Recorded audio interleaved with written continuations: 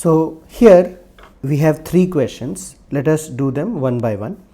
So the first question is the period of the function fx is equals to box of 6x plus 7 plus cos pi x minus 6x where square bracket denotes the greatest integer function is.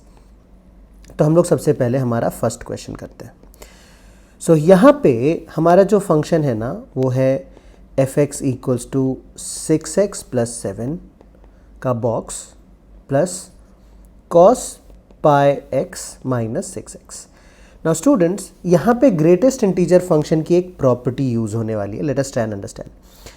तो greatest integer function की property ये होती है कि box of x plus any integer, let me right the integer by like this i, तो ये हो जाता है x का box plus integer.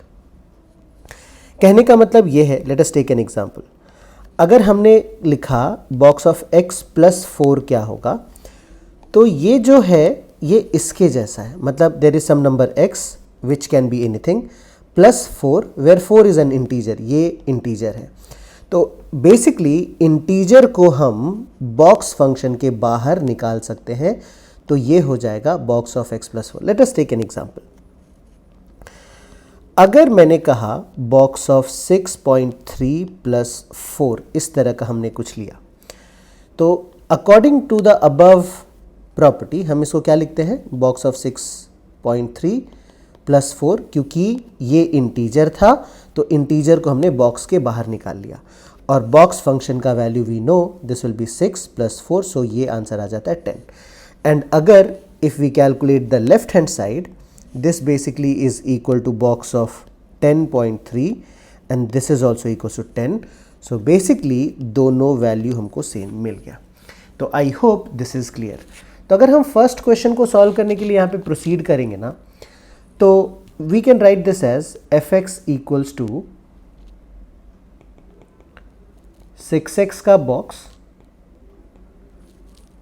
Plus 7 plus cos pi x minus 6x.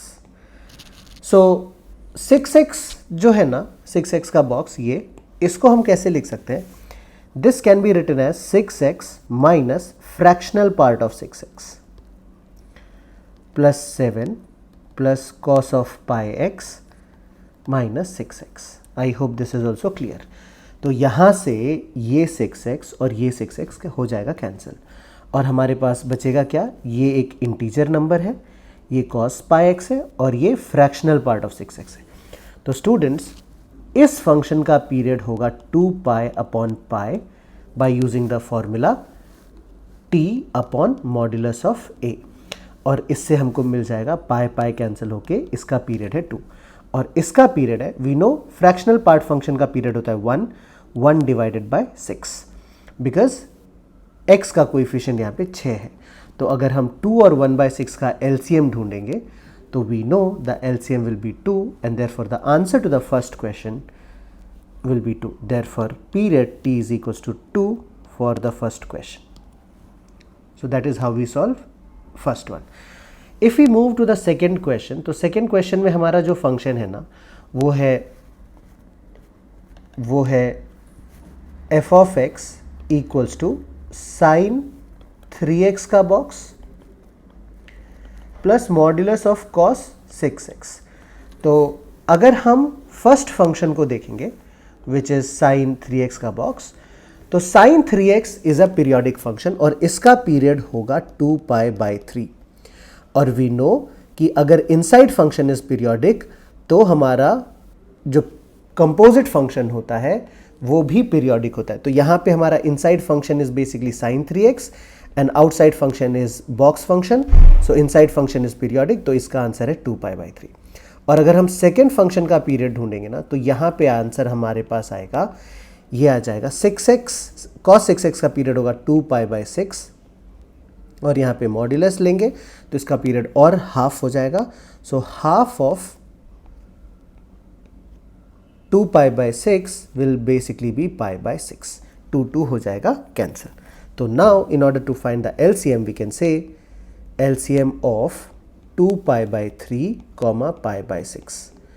तो is equal to LCM of 2 pi and pi and upon HCF of 3 and 6. So clearly LCM is 2 pi and HCF is 3. So the answer to the second question is 2 pi by 3. So I hope this is clear. Now let us come to the third question. तो third question में हमारे पास क्या है? The period of fx equals to box of x plus box of 2x and so on till box of nx. So let us solve this question.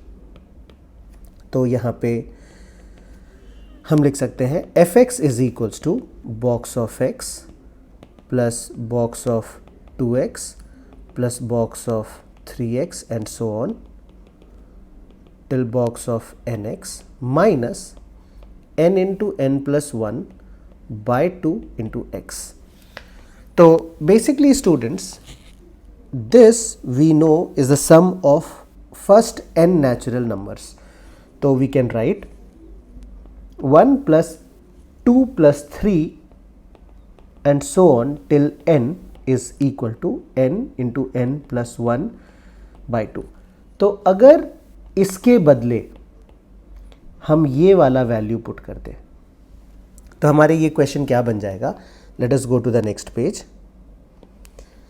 तो यहाँ पे हमारे पास आ जाएगा box of function is equals to box of x plus box of 2x and so on till box of nx minus ये आ जाएगा 1 plus 2 plus so on till n into x. तो अगर हम इसको स्प्लिट करके एक ऑर्डर में pair करें तो ये आ जाएगा box of x minus x. मतलब यहाँ से देखो -1 इंटू एक्स जो होगा ना वो -x बचेगा. तो इसको हमने फर्स्ट टर्म के साथ लिखा. सेकेंड टर्म यहाँ पे मिलेगा -2x तो उसको हमने क्या लिखा? Box of 2x minus 2x plus तीसरा जो हम ग्रुप बनाएंगे ना वो होगा box of 3x minus 3x and so on. If we write the last term ये हो जाएगा box of nx minus nx. तो if we simplify these first two terms ये हमको मिलेगा students minus of fractional part of x. Second pair से हमको मिलेगा minus of fractional part of 2x and so on and last term मिलेगा minus of fractional part of nx. तो अगर हम माइनस फंक्शन कॉमन ले ले तो हमको ये कुछ इस तरह से मिलेगा fractional part of x plus fractional part of 2x and so on till fractional part of nx. तो clearly इस फंक्शन का जो पीरियड होगा ना वो होगा 1. सेकेंड फंक्शन का जो पीरियड होगा वो होगा 1/2. थर्ड फंक्शन का पीरियड होगा 1/3 एंड सिमिलरली जो लास्ट फंक्शन है उसका पीरियड होगा 1/n. Therefore LCM of all these numbers 1, 1/2, 1/3 and so on till 1/n ये clearly हो जाएगा 1. So that is the answer to this question.